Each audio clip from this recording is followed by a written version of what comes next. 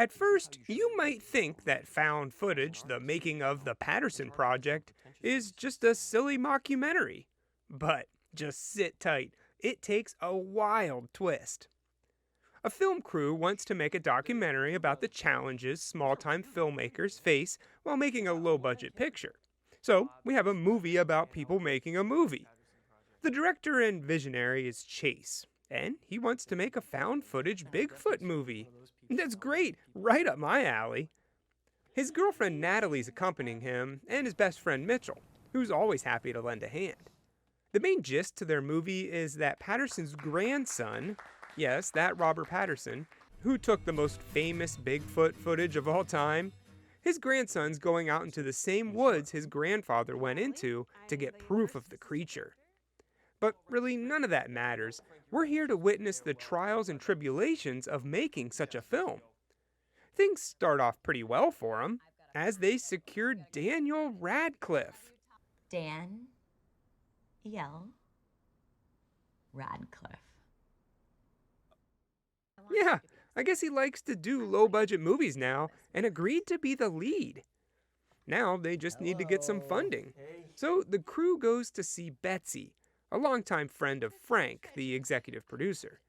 She's more than happy to just hand over $20,000 to finance the entire movie, just so she can meet her favorite actor, who she thinks is the lead, Alan Rickman. Yeah, Alan Rickman died in 2016, so that's not going to happen.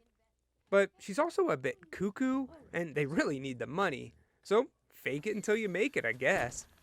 They cast the supporting actors, get a suit made up, and next thing we know, they're on their way to film the Patterson Project. Inside the cabin, things are a bit tight, and there's no room for all the gear they brought. So Pete here heads down into the basement and finds a good place to store things. But doesn't it look a little sus down here? Anyway, they got a place to stay and are excited to start filming in the morning. But still, no eyes on Daniel. Frantic, everyone's looking for him, only to find out that it's Danielle Radcliffe. Well, that's a bit of a letdown. Nonetheless, a little script change and we're all set. Next, they discover that the cameraman slash actor, as this is found footage, doesn't know how to run a camera. And it turns out he's really bad at it. So again, they improvise. The bad luck continues that night as Pete's up all night because of a raven that just won't shut up. Shut up! The next day, it's Bigfoot's big filming scene, and the suit looks pretty good. Maybe a little too good, because in the first 5 minutes, he's shot by a hunter. Well, he's out of the movie. The good news is he's alive and he won't sue.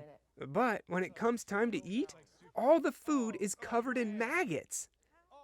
I get that filming a low-budget movie can have its hardships, but doesn't this all seem a bit excessive? That night, they put a camera on Mitch because he's been getting so little sleep, and they find out why. It looks like he's possessed. While filming the next day, a couple show up. You see, this house is part of a timeshare that Natalie's parents own, and these people are the other owners of the timeshare. But they know what's up.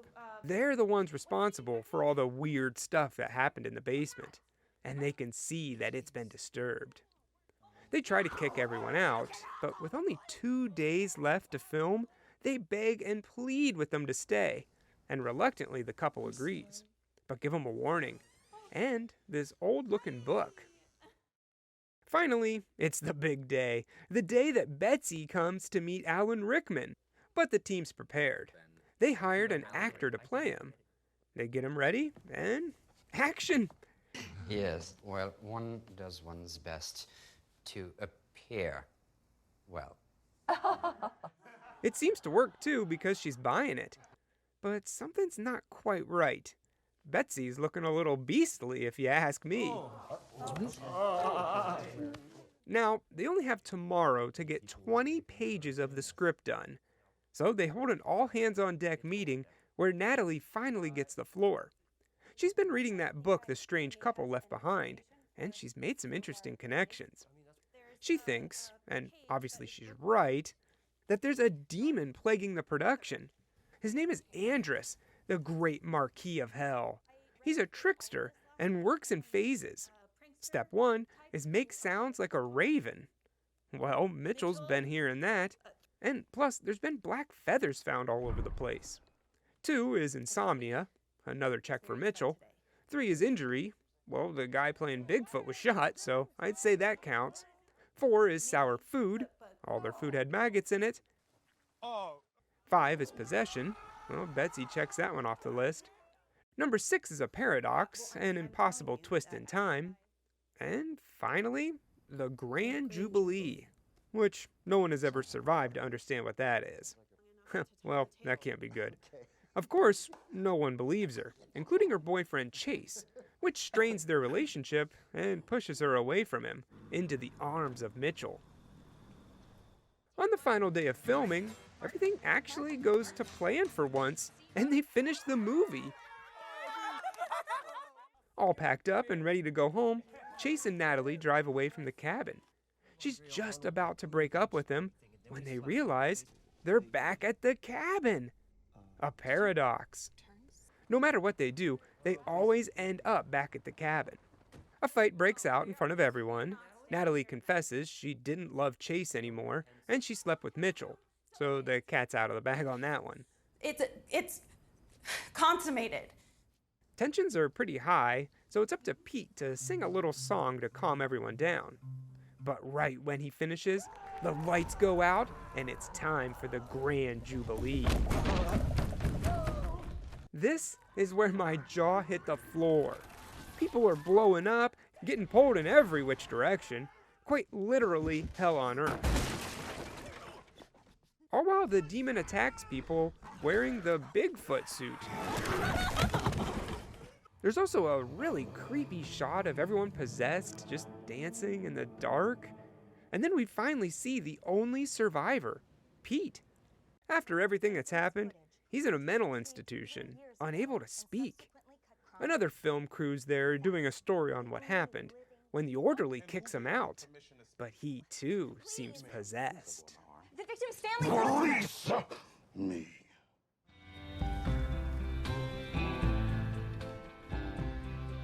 And that was found footage, the making of the Patterson Project. That's quite the mouthful. With a title like that, I expected a full-on comedy, which is what I got. But the last 10 minutes is pure horror, and I loved it. The first 3/4 of the film, you're rooting for everyone. They're poor, down on their luck, and just trying to make something they're all passionate about. When they went into that house, you knew something was going to happen when they broke that pentagram. But I did not expect all that. This is classified as a comedy horror, and, well, I'd have to agree. Some of the jokes hit, while others missed. I like the Alan Rickman bit, and how Bigfoot was shot within the first 30 seconds of filming him. This is a good movie to put on at your friend's house. Make them think it's a goofy comedy, and then just watch their faces as the bloodbath happens on screen. I give found footage, the making of the Patterson Project, 3 raven feathers out of 4. Well, but the treatments will help, but I'm not sure. Here's a neat little Easter egg. You can actually see the demon Andrus poking his head out from behind the trees. It's pretty creepy.